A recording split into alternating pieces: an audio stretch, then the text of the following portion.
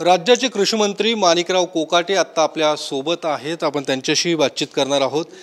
Sir, गेल्या काही दिवसांपासून काही वादग्रस्त वक्तव्यांनी राज्यात जी चर्चा आहे, तुमच्याकडून जे काही वक्तव्य गेले त्यावर देखील राज्याच्या राजकारणात चर्चा सुरू आहे। विरोधी पक्षांकडून देखील त्यावर टीका होताना पाहायला मिळते।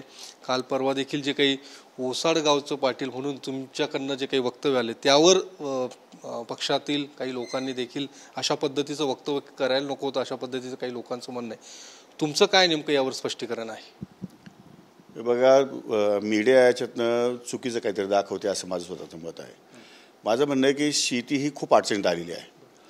शेती अडचणीत आल्यामुळे शेतीच्या समोरची संकटं वाढलेली आहेत आणि या संकटाला तोंड देणं ही काळाची गरज आहे।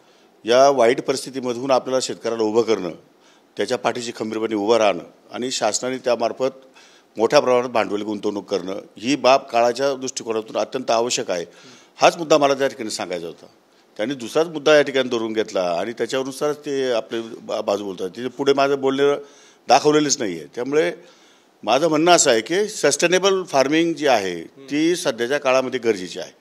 वातावरणामध्ये होणारे बदल, शेतीमध्ये येणाऱ्या अडचणी, शेतकऱ्यांना वाढता जाणारा उत्पादन खर्च, पिकाची होणारी गळ आणि पिकामध्ये क्वालिटी या ठिकाणी निर्माण होण्यासाठी येणाऱ्या अडचणी, या सगळ्या अडचणीचा जर विचार केला तर शेती अडचणीची आहे आणि या अडचणीतून आपल्याला मात करायची आहे। त्या संदर्भात महाराष्ट्र शासन 100% प्रयत्न करेल आणि आपल्याला सामुदायिक प्रयत्न करायचे आहेत। हाच एक विषय मी त्या ठिकाणी मांडलेला होता।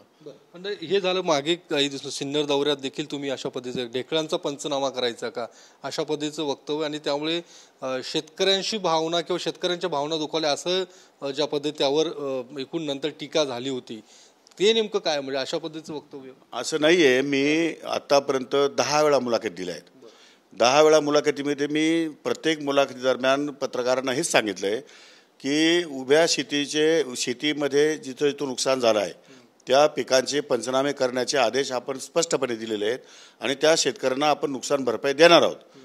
आता सातत्याने जमिनीचे पंचनामे करणार आहात का? आता जर पत्रकार मला जमिनीचे पंचनामे कसे करता येतील? जमिनीचे अनेक प्रकार आहेत। जमिनीचे प्रकार आहेत, एनएची जमीन आहे, शासकीय जमीन आहे, त्यानंतर वन जमीन आहे। आता ज्या जमिनीवरती पिकं उभी आहेत आपण पिकाचे पंचनामे करतो, पिकाच्या नुकसानीचे पंचनामे करतो। पिकाच्या नुकसानीचे पंचनामे करण्याचे आदेश दिलेले आहेत आणि ते सुरू आहेत। त्यानंतर तुम्ही त्या जमिनीचे पंचनामे करणार का असे प्रश्न विचारल्यानंतर काय सांगायचं? त्यामुळे त्यांनी अर्थ चुकीचा काढलेला आहे। ज्या जमिनीमध्ये पिकच नाही आहेत, म्हणजे आता पिकाच्या संदर्भात आता हा मे महिना आहे, म्हणजे बरेचसे पिकं या ठिकाणी निघून गेले आहेत। आता जी काही पिकं उभी आहेत, समजा कांद्याचं पीक उभं आहे, त्याच्यानंतर काही फळबागा उभ्या आहेत, तर त्यांचं जे नुकसान झालं आहे त्या नुकसानीला राज्य सरकार जबाबदार आहे म्हटल्यापेक्षा राज्य सरकार त्यांना भरपाई देण्यासाठी निश्चितपणे भरपाई करणार आहे। अशा प्रकारचं धोरण राज्य सरकारने घेतलेलं आहे। हाच मुद्दा या ठिकाणी होता। त्यामुळे ढगाचा विषयच नव्हता। रिकाम्या शेतीचे पंचनामे कसे करा तुम्ही मला सांगा? कोण ॲक्सेप्ट करील आणि पंचनामे होतील का? कलेक्टर तरी ऐकेल का? अधिकारी ऐकतील का? सरकार ऐकेल का? मग नुसते करमणुकीसाठी बोलायचं का? ज्या शेतीमध्ये पिकाचं पीक उभं आहे किंवा पीक ज्यांचं शेतातून खळ्यात आणलेलं आहे, वाड्यावर आणलेलं आहे, घरी आणलेलं आहे, चाळीमध्ये काही नुकसान झालेलं आहे, त्यांचे पंचनामे करता येतील। पिकाच्या उत्पादनाचे पंचनामे म्हणजे जिथं उत्पादन त्याला अपेक्षित होतं त्याचे शेतकऱ्याचं नुकसान झालेलं आहे त्याचे पंचनामे करण्याचे आदेश दिलेले आहेत। एवढंच सांगितलं मी आणि ते आदेश दिलेले आहेत हे मी 10 वेळा सांगितलेलं आहे। पण मग या सगळ्या वक्तव्यांमुळे विरोधी पक्षांना एक आयता मुद्दा मिळताना पाहायला मिळतो। कारण शरद पवार गटाचे जे आमदार आहेत रोहित पवार यांनी थेट म्हटलं की कृषी मंत्र्यांना घरी बसवा अशा पद्धतीची मागणीच ते थेट अजितदादांकडे बोलतायत करतायत आणि एकूण रोज कोड बदलणारे मंत्री अशा पद्धतीचं टीका देखील तुमच्यावरती करतायत। हे बघा, कृषी मंत्र्याला घरी बसून प्रश्न भेटणार आहेत का? कृषी मंत्री कधी पण घरी बसायला तयार आहे। कोणीतरी कृषी मंत्री येतच ना। मी तर आता कितवा कृषी मंत्री मलाच आठवत नाही। त्यामुळे राज्याला दरवेळेस नवीन कृषी मंत्री मिळत असतो। कृषी मंत्री घरी बसण्याचा प्रश्न मिटणार आहेत का? मुळात शेतकऱ्यांचे प्रश्न काय आहेत ते मिटवायचे कसे या संदर्भात भाष्य करा। राजकीय भाष्य करण्यात काय अर्थ आहे? शेतकऱ्यांच्या समस्येवरती तुम्ही त्याचं राजकारण करणार आहात आणि त्या राजकारणावरती तुमची पोळी भाजून घेणार आहात असे विचार किती दिवस चालणार आहे? तुम्ही त्या प्रश्नाचं सोल्युशन सांगा, सरकारला काही मार्गदर्शन करा की तुम्ही अशा प्रकारे शेतकऱ्यांना मदत केली पाहिजे, हे केलं पाहिजे। मी राहतो कसा, वागतो कसा, बोलतो कसा, उठतो कसा, बसतो कसा या संदर्भात चर्चा करून काय फायदा आहे? मी व्यक्ती आहे, मी खुर्ची ही कायम आहे, कृषी मंत्री हा कायम आहे, तो बदलत राहणार। मी नसो दुसरा कोणतरी येणारचे, जेव्हा कृषी मंत्री येत राहतील जात राहतील तो भाग नाही. शेतकऱ्यांच्या समस्या कशा सुटतील या संदर्भात त्यांनी मार्गदर्शन करणं आवश्यक आहे असं माझं या ठिकाणी मत आहे. आणि काही लोक जाणीवपूर्वक या ठिकाणी ट्रोल करायचा प्रयत्न करतायत मला, असा माझा या ठिकाणचा आरोप आहे. परंतु जरी ट्रोल केला तरी माझ्या मनामध्ये कुठल्याही प्रकारची पाप नाही किंवा कुठल्याही प्रकारचा वेगळा विचार नाही. स्ट्रेट वे महाराष्ट्रातला शेतकरी सुखी कसा होईल, समाधानी कसा होईल, सस्टेनेबल कसा होईल या दृष्टिकोनातून शासनाच्या वतीने प्रयत्न करणे आणि जाणीवपूर्वक प्रयत्न करणे यासाठी मी या ठिकाणी स्वतः जास्त प्रयत्न करतो आणि शासनाला पण सांगतो की आपण यामध्ये जास्तीत जास्त लक्ष घालावं. पण हे झालं विरोधी पक्षातल्या लोकांचं. सत्ताधारी पक्षातले लोक देखील त्यावर बोलतात की बावनकुळे असू दे किंवा प्रवीण दरेकर असू दे, यांचं म्हणणं की जबाबदार मंत्री आहात अशा पद्धतीचं वक्तव्य तुम्ही करायला नको. प्रवीण दरेकर म्हणतात की याबाबत अजित पवारांनी देखील विचार करण्याची गरज आहे, अशा पद्धतीचं तुमच्याच महायुतीतले काही घटक पक्षातले लोक म्हणतात.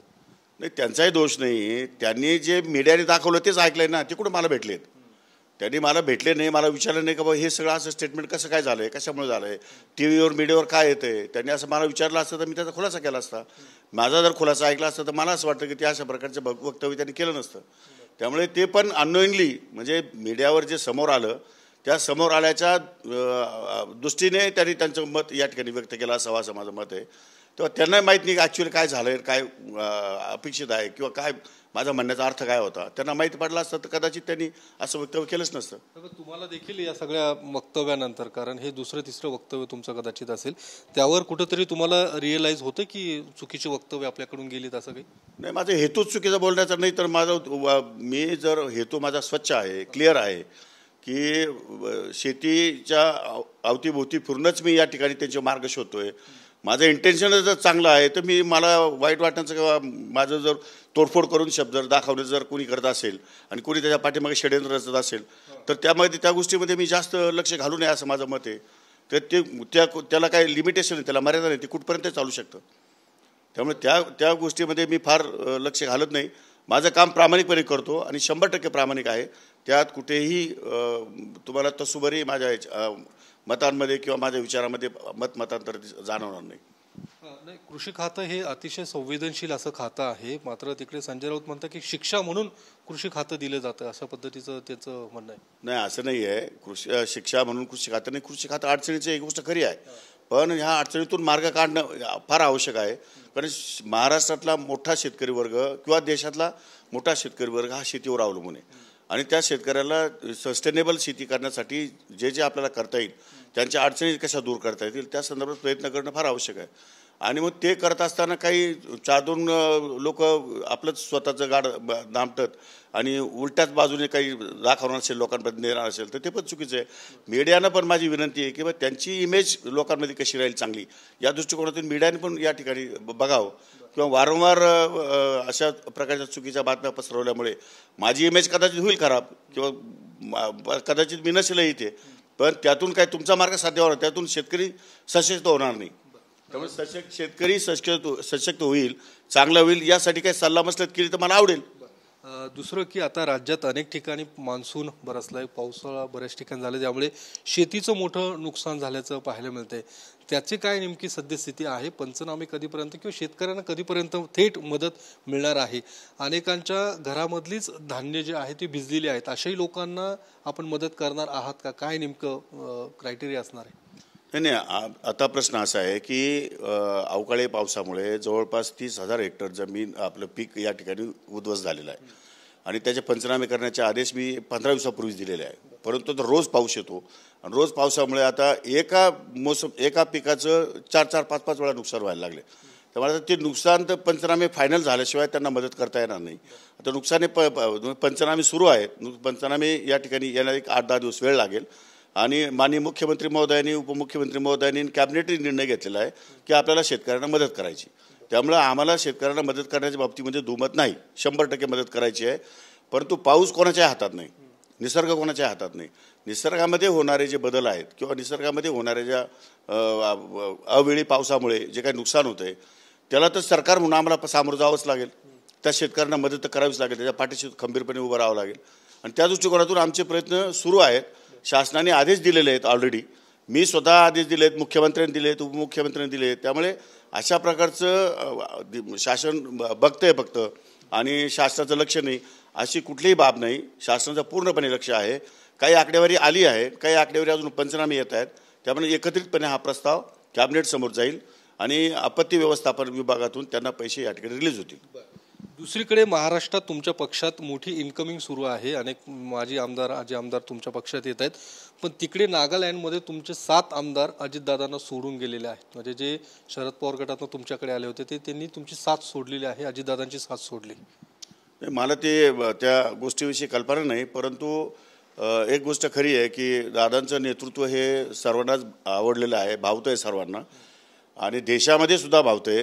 कुठल्या गोष्टीमुळे काय गेले की ते मला माहीत नाही, पण राज्यामध्ये भवितव्यामध्ये दादाच पुढे राहतील आणि दादाच राज्याचं नेतृत्व करू शकतील अशा प्रकारचा एक विश्वास कार्यकर्त्यांमध्ये निर्माण झालेला आहे. त्यामुळे इतर पक्षामध्ये असलेले अनेक लोक कार्यकर्ते ज्यांना यश संपादन करता आलं नाही किंवा काही ना काही अडचणीमुळे ते या ठिकाणी मागे राहिलेत, त्यांना असं वाटतं की दादा आता आपल्याला पुढे घेऊन जातील आणि आपल्याला सत्तेमध्ये सहभाग मिळेल आणि म्हणून मोठ्या प्रमाणात या ठिकाणी आवक सुरू आहे पक्षामध्ये. त्यांच्यावरती काही कारवाई होणार आहे? कारण की पक्षांतर बंदी कायद्याअंतर्गत त्यांच्यावर कारवाईची देखील तयारी तुमच्या पक्षाकडून सुरू असल्याचं बोललं जातं. नाही, तो माझा अधिकार नाही, तो दादांचा अधिकार आहे. पक्षाचे राष्ट्रीय पक्षाचे अध्यक्ष दादा आहेत, तेव्हा तो त्याच्यावर निर्णय घेतील. तुम्ही जसं म्हणता की नेतृत्व दादांचं नेतृत्व तुमच्या पक्षातल्या लोकांना मान्य आहे, काय भविष्यातले मुख्यमंत्री म्हणून ज्या पद्धतीने दादा सुद्धा सातत्याने ते बोलत असतात की मुख्यमंत्री म्हणून त्यांना व्हायचं आहे किंवा एक त्यांच्या मनातली कल्पना आहे किंवा त्यांना एक ती कुठेतरी इच्छा आहे, ती मला वाटतं की ती इच्छा लवकर पूर्ण होणार किंवा त्या दृष्टिकोनातून पक्षाकडून काय वाटतं? नाही, आमची तर इच्छाच आहे की दादांनीच मुख्यमंत्री व्हावं किंवा दादांना जो आवक आहे, दादांना जे नॉलेज आहे, वेगवेगळ्या डिपार्टमेंटचं नॉलेज आहे, प्रशासनाचा अनुभव आहे आणि काम करण्याची त्यांची जी पद्धत आहे ती अतिशय उत्कृष्ट आहे. त्यामुळे दादांनी नेतृत्व करावं ही आमच्या पक्षाच्या सर्व कार्यकर्त्यांची इच्छा आहे आणि त्या वेळ आल्यानंतर दादा 100% मुख्यमंत्री होतील अशी आमची भावना आहे. शेवटचा प्रश्न सर, आज AI ची बैठक आहे वसंतदादा शुगर इन्स्टिट्यूटच्या निमित्ताने. त्या बैठकीला अजित पवार शरद पवार पुन्हा एकदा एकत्र येतात. त्या बैठकीच्या निमित्ताने जी चर्चा महाराष्ट्राच्या राजकारणात सुरू आहे की दोन्ही पवार एकत्र येतील, दोन्ही ज्या राष्ट्रवादी आहेत ते एकत्र येतील, तुम्हाला वाटतं की कधीपर्यंत हे सगळं होऊ शकतं या भविष्यात की दोन्ही पवार एकत्र येणार, दोन्ही राष्ट्रवादी एकत्र येणार? ते तर मी सांगू शकत नाही, तो पक्षीय पातळीवरचा इश्यू आहे. ते साहेबांना सांगता येईल आणि दादांना सांगता येईल, त्या संदर्भात आमची चर्चा झालेली नाही. धन्यवाद सर. कॅमेरामन तुषार ननावरेसह योगेश बोरसे, TV9 मराठी, पुणे.